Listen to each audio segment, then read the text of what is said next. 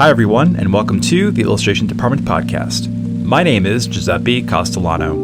In this podcast, I talk to folks in illustration, graphic design, publishing, animation, and other creative fields about their work, the lessons they've learned, and the bumps and bruises they've experienced along the way. In this episode, my guest is Mary Ann Naples, the COO and publisher of Publishers Marketplace. For publishing industry professionals, Publishers Marketplace and Publishers Lunch are go-to resources for all things books. The same can be true for you. Among other topics, we talk about what it means and why it's hard for publishers to sell books to booksellers. We discuss what value PM and PL bring to the publishing community, and Mary Ann shares advice all creatives should follow if they want to be a publishing or published professional. I hope you enjoy our conversation.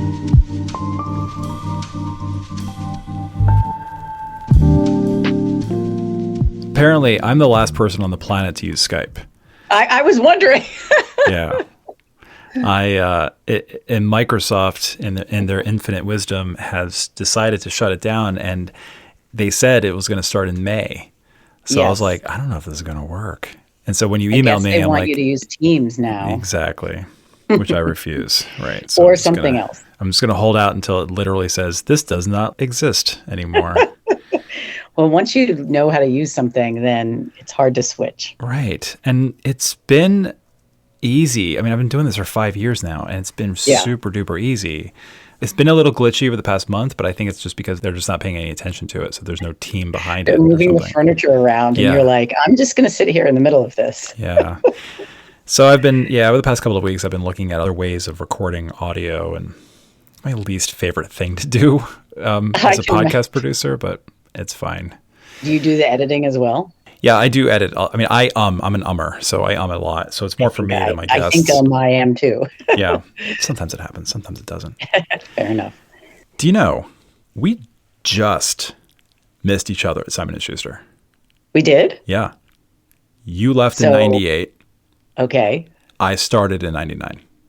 Well, also, didn't everybody in publishing go through Simon & Schuster at one point? I think that's the case.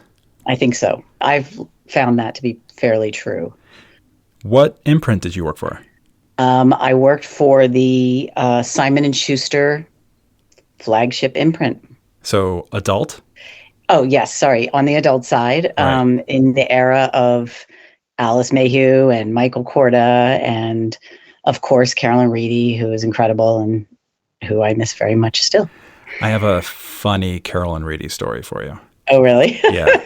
Okay. This was right around the time that like ebooks and electronic readers was, coming online, and everyone was freaking out about it.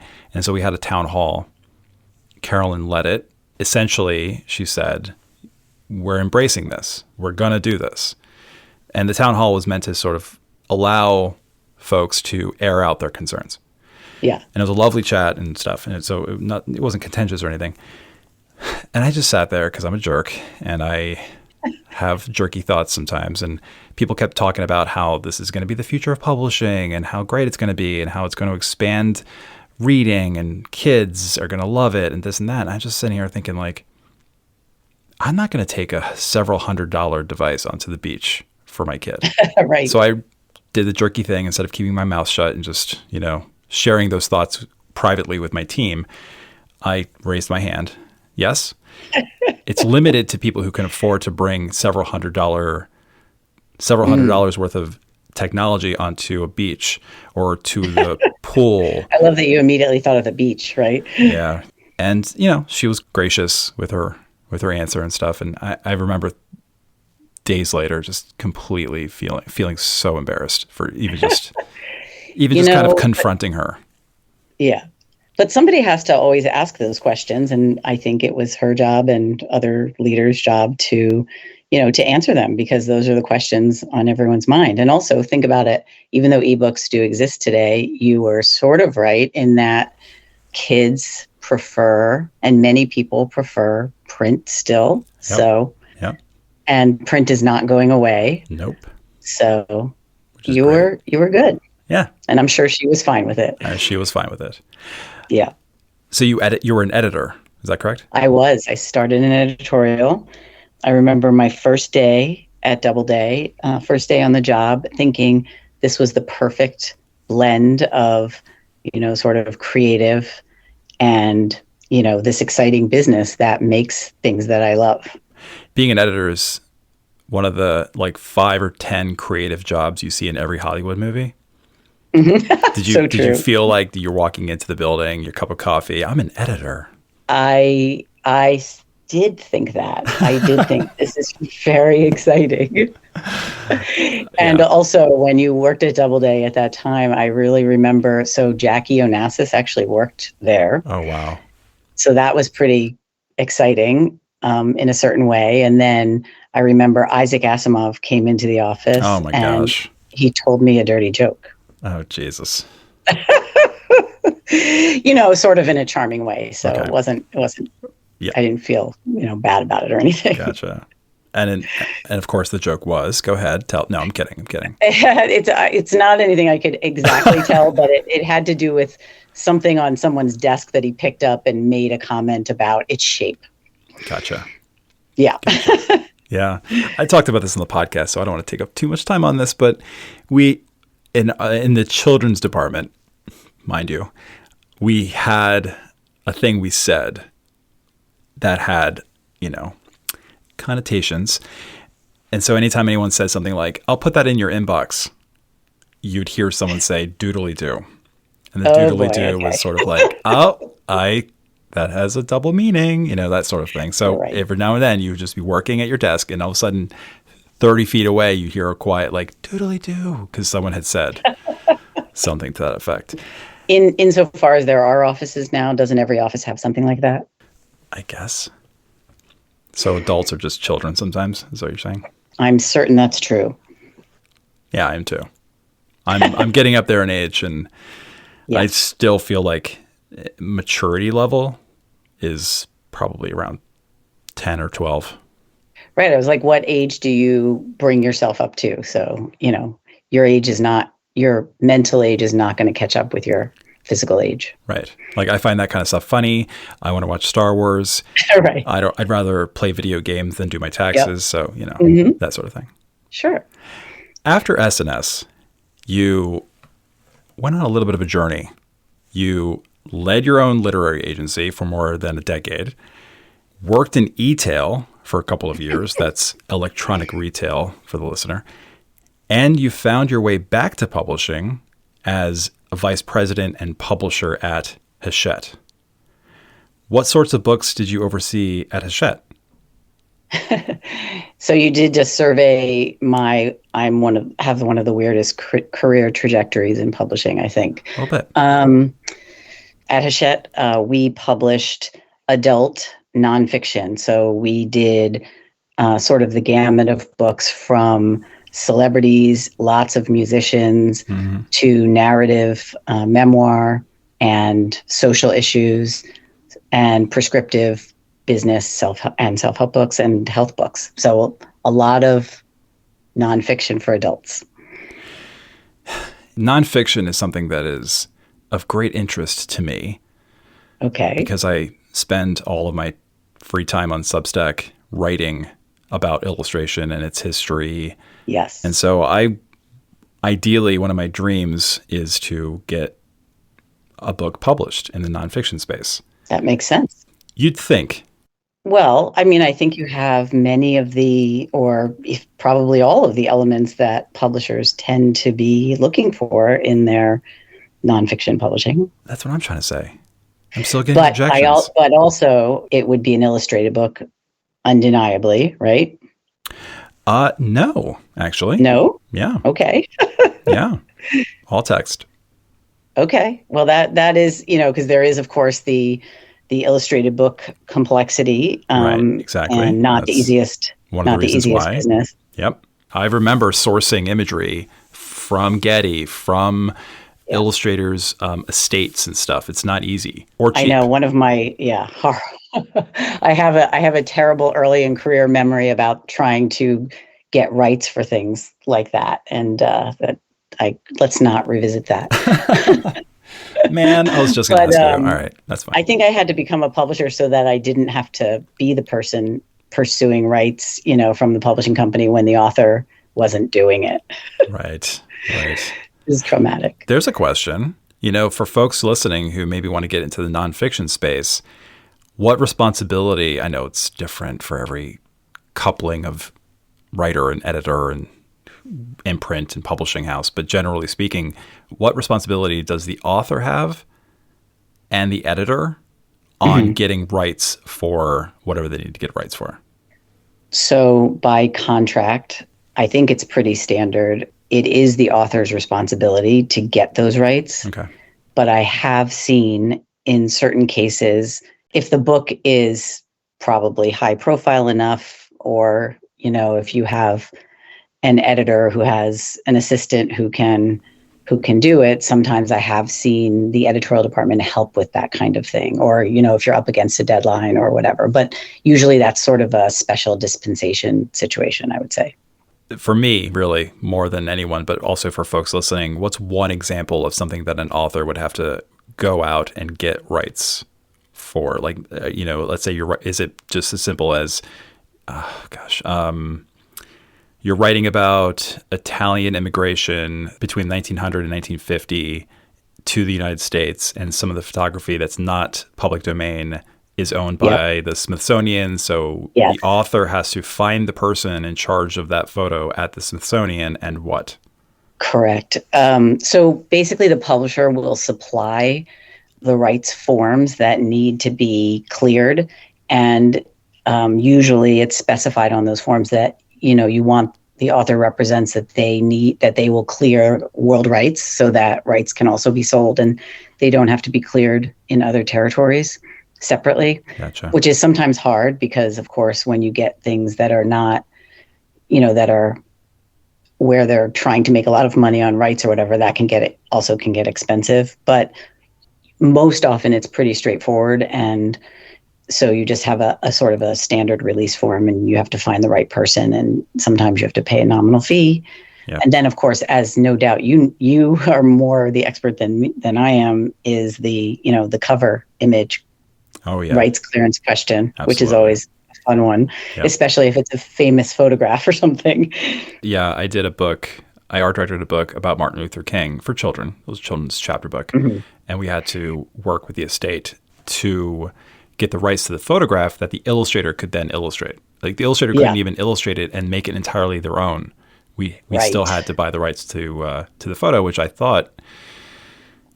remember to be pretty pricey. It was up there in the hundreds and hundreds of dollars. Same thing with the Norman Rockwell Museum. We had to source an image, that Thanksgiving painting that Rockwell did, with grandma holding the turkey.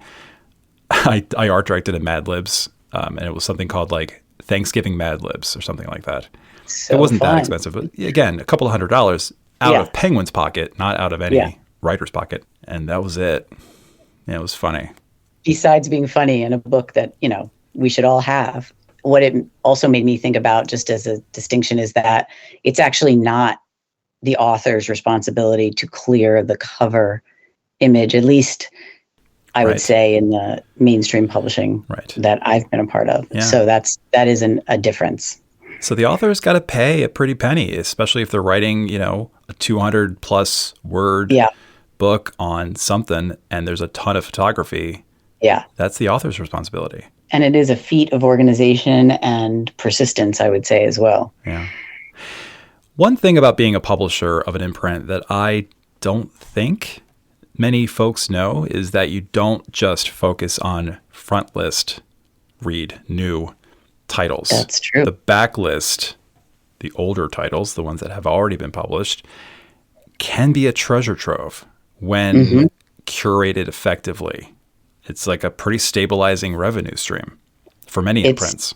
It's actually a critical revenue stream. And I think imprints really struggle to survive if they don't have a base of books from their active titles that are selling year over year, year in, year out, being adopted by schools, driven by TikTok or whatever. Or authors, in the case of nonfiction, if it's authors who have businesses where, they create an ongoing sales channel. So yeah, it's a very important part of the business. Front list is extremely variable, as you know, and nonfiction in particular is not in the best place in the market right now. So it's even more critical than ever. Tell me more about that. What's going on with nonfiction? I mean, I think there are many reasons for it, but I guess we don't exactly know. But I would say ever since a certain point in the pandemic, we saw really large shifts in reading habits in terms of people, I think, wanting comfort reads, going back to certain kinds of fiction, also the rise of romance of all kinds, which I saw even among my own team, just, what are people reading for fun? And maybe also retail trends. So Barnes and Noble and independent bookstores to some degree, while they're carry a lot of fantastic nonfiction, understandably, they also need to really be following what people were coming into the bookstore asking for. And often it would be TikTok trends. So that's been a big part of it. And it's gotten pretty hard to get retail to stock the wide variety of nonfiction that they had in the past. See, oh my gosh, that's a whole other 1 hour long conversation, which that's not really why we're here. Like, where do I stop with this? I mean, I could go on, but yeah. I mean, that's something for someone listening, just put that dish down that you're washing and pay attention real fast. The retailer, so we're talking about independent bookstores, the larger bookstores, the buyers, essentially, before the customer, before us going into the bookstore and buying something or online. For nonfiction, fiction, children's books, adult, whatever, it isn't as simple as, well, why can't the publisher just put the books on the shelves? If they print 7,000 or 10,000 or more of any particular title or less, yeah, I know. Yeah. It doesn't go from, we're going to print, let's say 5,000. We're going to print 5,000 copies of whatever. All 5,000 copies don't just automatically appear on the shelves. No. There's a process that takes it from that point to the shelf, and that involves convincing the retailer to shelf the book. And sometimes they're just like, no, I'm good. Right. I don't need that one. And I think that is also something that authors in general don't know in super detail, which is, how long actually the retail sell-in process is and what the publisher is actually doing between when they sign up a book, put it on a season, but then it's a year later or a year and a half later. And there really is a very big process whereby you provide materials to the sales force. The sales force sort of does what they need to do to talk to the retailers. The retailers look at it for their seasons and how they're stocking things. Yep. But the reality is, even through all of that process, most nonfiction books sell primarily at Barnes and Noble and Amazon. I'm not saying that as in that's not what people, want. That's not the best sign of a healthy ecosystem. It's just the reality, of like where people are buying their books and what kinds of books they're buying in what environment. Which I think is incredibly important for any writer, any illustrator to remember that when you're working with a publisher and they start talking to you about like, hey, hey, illustrator, get that cover art in. Well, the book isn't coming out for another year and a half. Right. Well, the designer is stressing because they have to put together sales materials. Yes. And goodness, those two words throughout my whole publishing sales career. Materials. Anytime anyone said, Me too. When are the sales materials going to be due? Oh, God. Okay. Yeah, I got it. I'll get it to you today. It's also triggering for me because I'm thinking of all the times where you want to be accommodating as you can. And we always were trying, but there is a reality of deadlines. And if you can't get something to the sales department at a certain point in time, yes, you can give more time, but it's also hurting the book because you didn't have the material that you needed. And so somebody else gave their material. And, it's hard for people to understand, the book in some ways, if it's not packaged up in a way that that you want to be able to show it to its best effect. Yeah. It's better to sell it like, here's what it looks like. Go to Edelweiss and look at the cover. Here's the database. Here's what it looks like. Here's the description. Everything's in place versus picture this. Right. Yeah, they're not going to buy that. If anyone even slowed down long enough to listen to that or read that or whatever. Speaking of folding imprints, what was the single biggest challenge you faced or problem you had to solve continuously as a VP/publisher of an imprint? One of the things that I think everyone in publishing is struggling with is just that as the environment continues to change, the structures of publishing, are set up for a reality that doesn't exist anymore. So there's all kinds of, I think, disconnects in terms of even if you think about like certain you could actually be one of these authors. So authors who are, have these businesses, you came from publishing, so you understand, but like they might expect things to happen quickly. They might not expect the sales cycle to be so long. Mm-hmm. There's a huge education process that has to go on and lots of preconceived notions. So one of the biggest things that we were always trying to do was start the education process earlier and actually help people to understand why the deadlines are there, or what are the things that actually had to be done, or re-educate if you had an author who came of age in a different era of publicity and thought that publicity was going to sell all the books, which is also not the case anymore. Mm-hmm. And so a lot of it is sort of that kind of education is something that I think needs to be done better. And we were always trying to do better.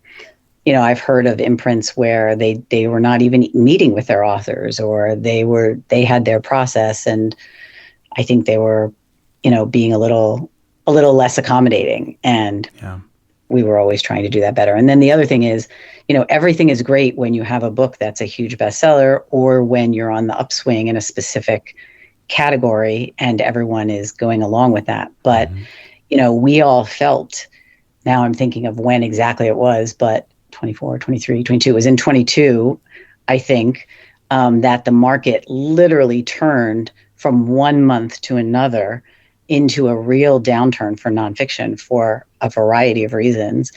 And it hasn't really come back yet. And so when you're in that down market for a category, that's a big problem that you're always trying to solve with every possible way you can, whether it's selling more books or how can you do things more efficiently or less expensively, or all of those things too. Yeah.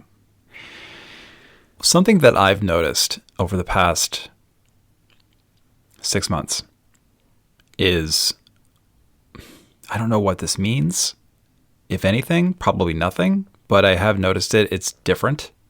And that is, as someone who's a podcaster who's been around long enough, you start getting solicitation emails from publicity. Absolutely. I hope you do anyway. I do quite a bit. Yeah. Not to brag, but I do a lot. And how those go. Hey, how's it going? We'd love to have this author or this illustrator or both. Yeah. Or it's the same person. Here's this book. It's coming out. We'd love for you to talk to him about it. And my policy on the podcast has always been no to that. I have made exceptions up until, let's say, 6 months ago. It's always been this like an independent publisher or a self-publisher, mostly a self-publisher, a little smattering of both. It wasn't never really from a book that was being published by one of the five up until 6 months ago.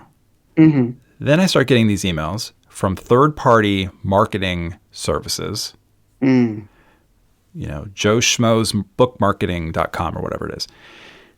And it was like, on behalf of, and then huge name you and I and the listener absolutely know. Yeah. We would like to know if you want to talk to this person about this book that they have. Published by Scholastic, Little Brown, Penguin, Hmm. Why isn't that email coming from Scholastic, Little Brown, and Penguin? Well, I don't know. You tell my me. gut would say that, from the other side of that, I have seen that there's the rise of the specialized outreach service, and podcasts are an infinite, there's so many of them. So yours is a big one. So you wouldn't think that it would need to be, that it would be bundled into this kind of service. But I also think that, I don't know that the mechanisms exist in the same way that this kind of publicity used to be done. Actually, and I had never really thought about it this way, but when it was mostly television or long lead magazines or Mm-hmm. news, there are cycles for which the publicists would have regular meetings with these Mm-hmm. outlets, but Yeah. there isn't a way to do that for podcasts. Hmm. And so maybe that's why it's getting bundled in a different way. All right. So here's my suggestion. And I know you know this. Every season, publishers invite librarians to the premises Yeah. and wine and dine them and say, here are the books for this season. I forgot it's called, there's a name for it. I forgot what it's called, but the librarians come to town, to New York. And we used to do this all the time with children's books, and especially Penguin. And the librarians would go from the one house to the next to the next. Does that still happen? I don't know. I've never experienced that. Oh, wow. Okay. We used to do that a lot. So I guess my suggestion would be invite podcasters Yeah. to New York and Yeah. wine and dine them at the publishing houses. I mean, I think that's a great idea. And maybe someone will do that. No one will do that. And that's fine, even though it's just a 2-hour train ride away. Anyway, moving on. I would have loved to have been a publisher. At least, I know it sounds lovely. It's, again, another one of those Hollywood jobs. I know it's incredibly stressful. Every single day you wake up going like, if I don't do my job well, we'll fold. And these Right. these lovely people will no longer have a job. And that's the onus is on me. And that I can get how just talking about it stresses me out. But yeah, I felt like that was where my trajectory was going to go. From like art director, then I became an executive art director. I acquired a book and it became a bestseller, New York Times bestseller, my first That's book. fantastic. One and done. What was Yeah. that? It was Jessica Hish's Tomorrow I'll Be Brave. Oh, Yeah. that's cool. Sometimes, sometimes people that does happen here and there, right? Like there can be a unique Right. I mean, acquisition. Right. I mean, if I'm not being jokey or whatever, it's Jessica Hish. So like she could have scribbled on a napkin. It probably would have been a bestseller. Sure. Anywho, yeah, it's just like I had one at bat in my major league career, and it was a game-winning home run, and then I retired. Well, your track record will always be perfect then, unless you go back. Batting 1,000. Batting 1,000. This podcast is produced by the Illustration Department, a global leader in online education for illustrators. Visit illustrationdept.com for offerings like mentorships and portfolio reviews, testimonials, our alumni showcase, our best-selling Substack, and more. That's illustrationdept.com. And now, back to our conversation. From all the publishing machinations to what publishers read and tap into, and what I think listeners of this podcast should consider, and that is Publishers Marketplace and Publishers Lunch. So in February of 25, you joined both of those. I sure did. PM and PL for short, as Chief Operating Officer and Publisher. Yep. Congratulations. Thank you. It was a role that did not exist until you, That's true. because that's how awesome you are. So for folks, just a little history. Publishers Lunch. I feel like I can't say publisher anymore. Publishers Lunch. There you go. Was founded in 1988 by Michael Cater. No. No? 1988? No. Yeah. No. No? It's 25 years old. Publishers Lunch is 25 years old? Mm-hmm.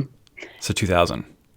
And in fact, I really remember it because I had become an agent, and I just remember And I knew Michael from when he was a book packager and I worked at Hyperion, which was part of Disney. And we did these incredible Saturday Night Live books together. They were really fun. Wayne's World, It's Pat and Coneheads.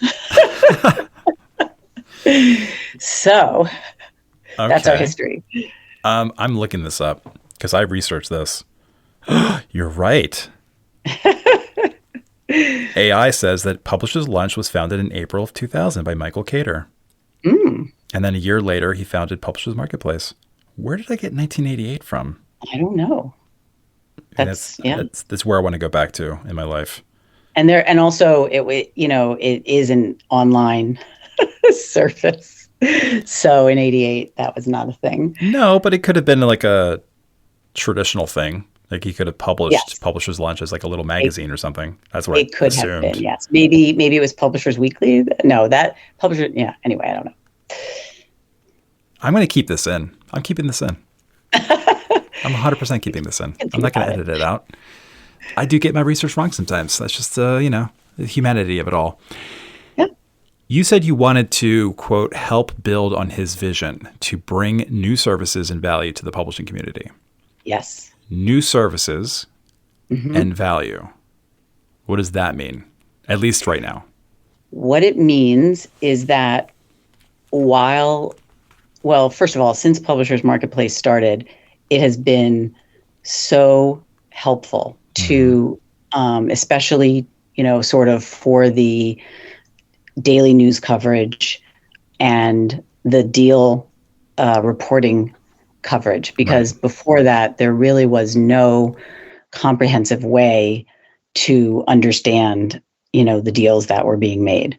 Right. At the same time, I think with the incredible service that Michael created and grew, because of that success, there is just the potential to do more exciting things. So a couple of the things that I'm working on now are Publishers Marketplace has this really fantastic Buzz Books program, which is a way, I think, a very valuable way to get that pre-publication attention from retailers, from librarians, from the media, and from, book influencers, which I guess are also media now, and sort of give that early season to help all of those parties plan their reading and what they're going to pay attention to and how they're going to stock their bookstore and all of that. Yeah. And so I think there's an enormous amount of potential in that. And so I'm working on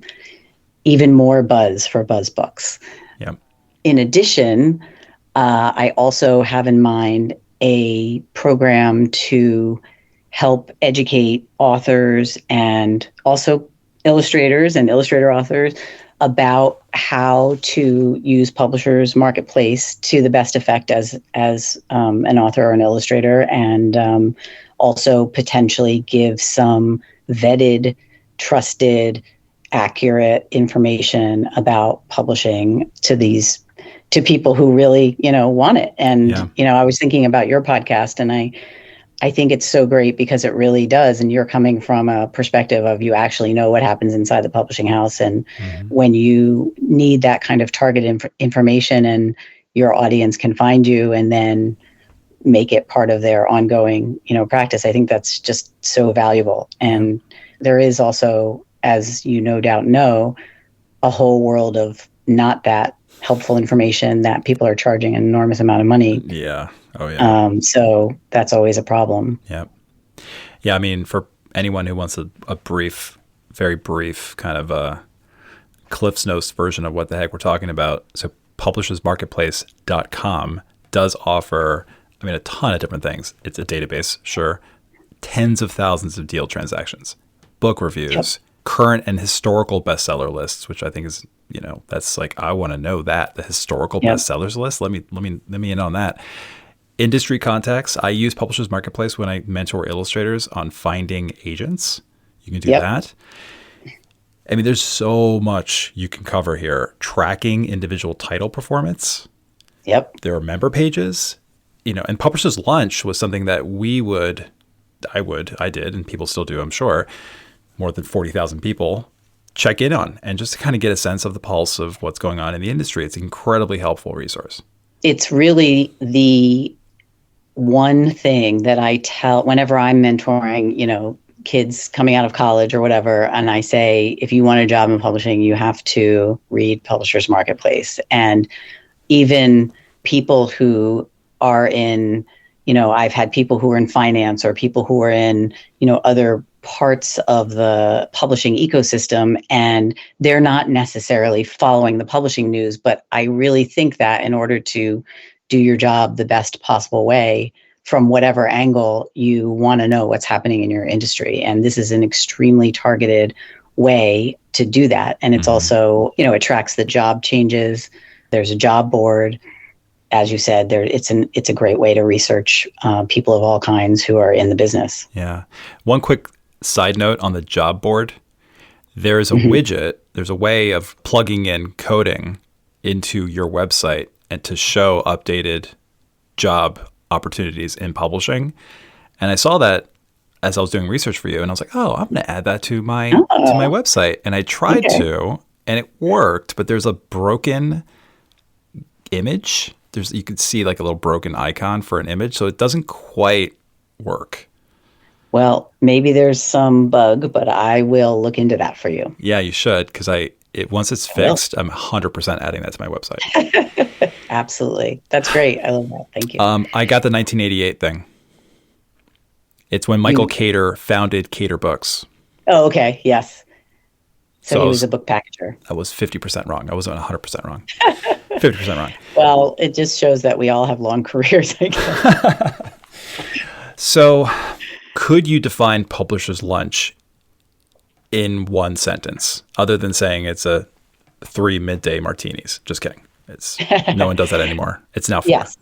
Well, I'm going to use 2 sentences because for fun. But publisher's lunch, it's called that because, of course, the historic, iconic publisher's lunch that the business, was basically done over lunch. And I think that's less now, of course, because of all the trends, but that's where the name comes from. Well, also because martinis are so expensive nowadays, with tariffs and whatnot. So, who can afford 3 martinis these days? Exactly. Olives are just so pricey.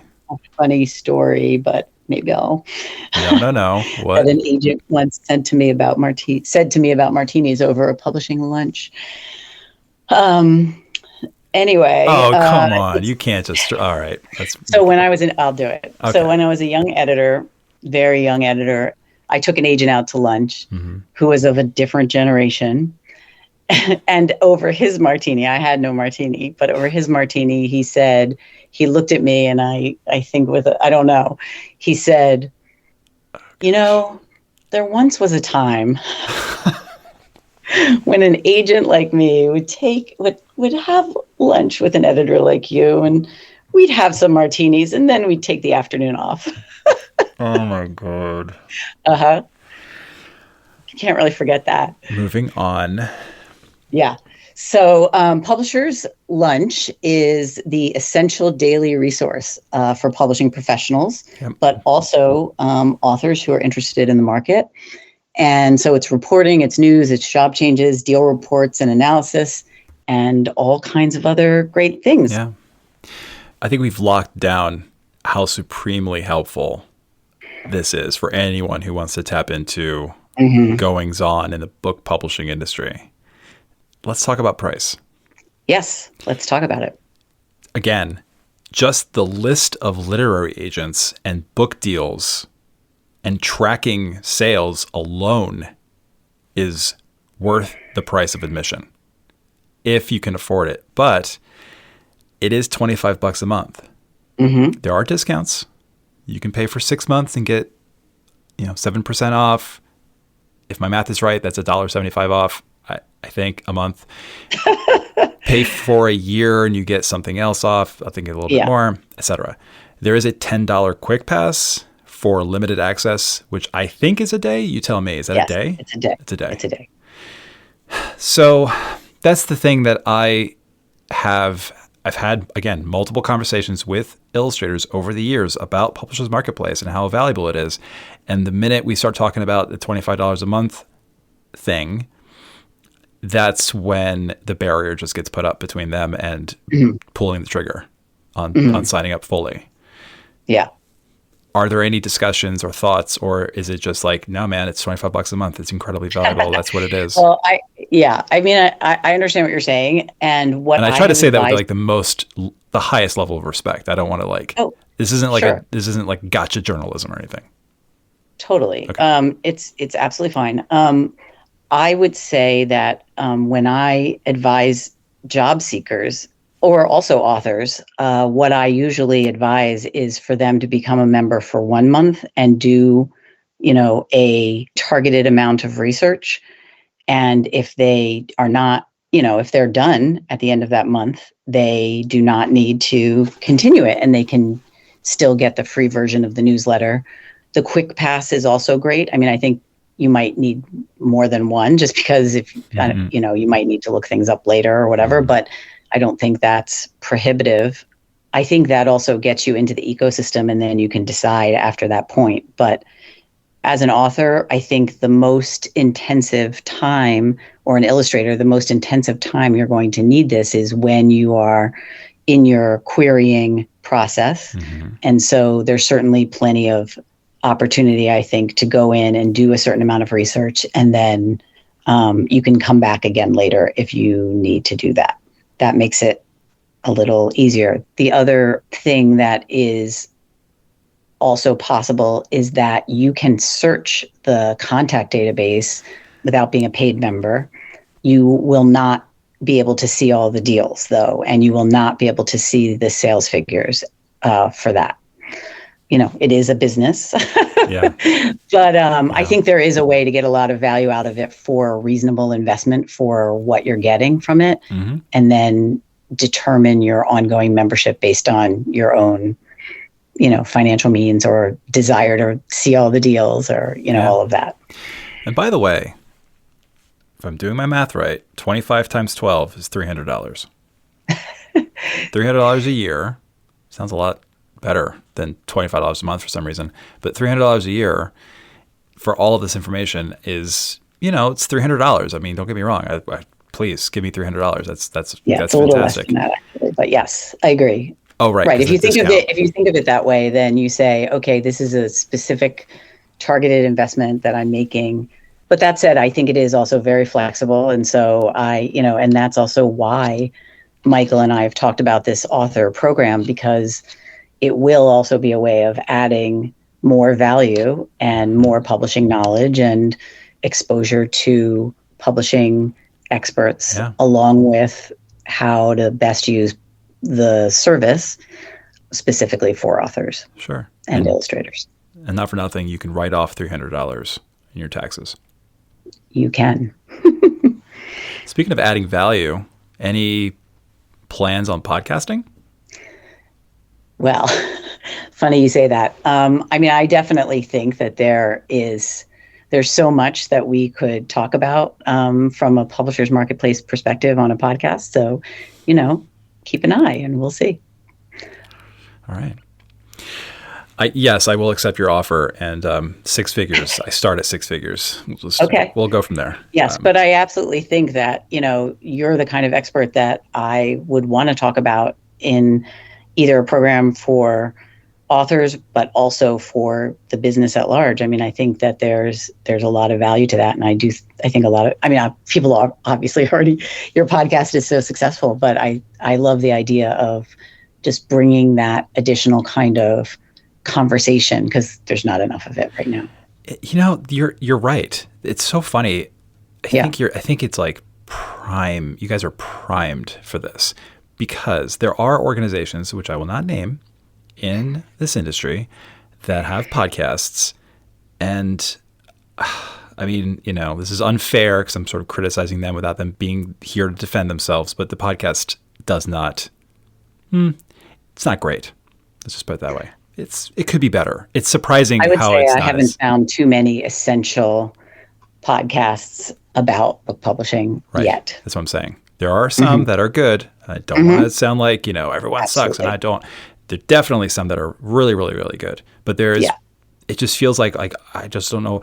When even like this is 2000, podcasting started 2005. So this is around, podcasting was still kind of young. This is 2010, 2011, 2012. I remember thinking, gosh, it would be really cool if publishing houses had podcasts. And I think some of them do now. I haven't really checked in on that.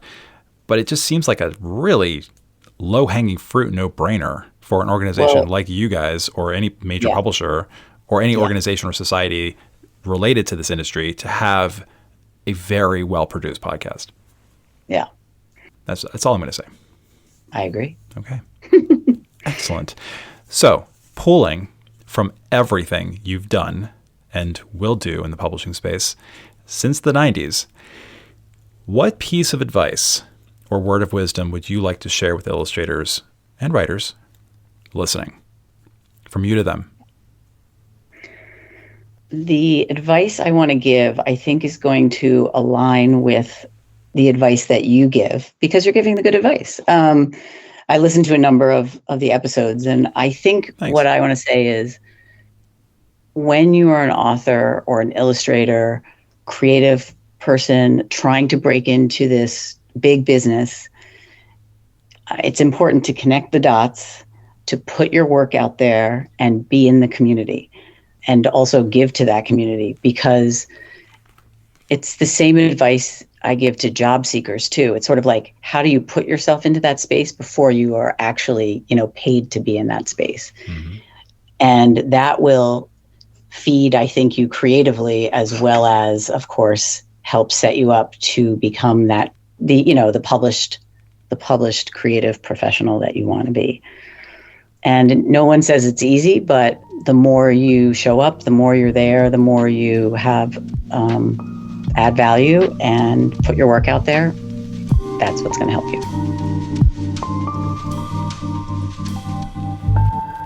To learn more about Publishers Marketplace, visit publishersmarketplace.com. If you find value in this podcast, you can support it by subscribing to my best-selling Substack. For $5 a month or $50 a year, you will access hundreds of articles on the art, practice, and history of illustration, unlock bonus podcast episodes called Extra Credit, and connect with other members of the ID community. Join me on Substack by visiting illustrationdept.substack.com. Thank you so much for listening. Until next time.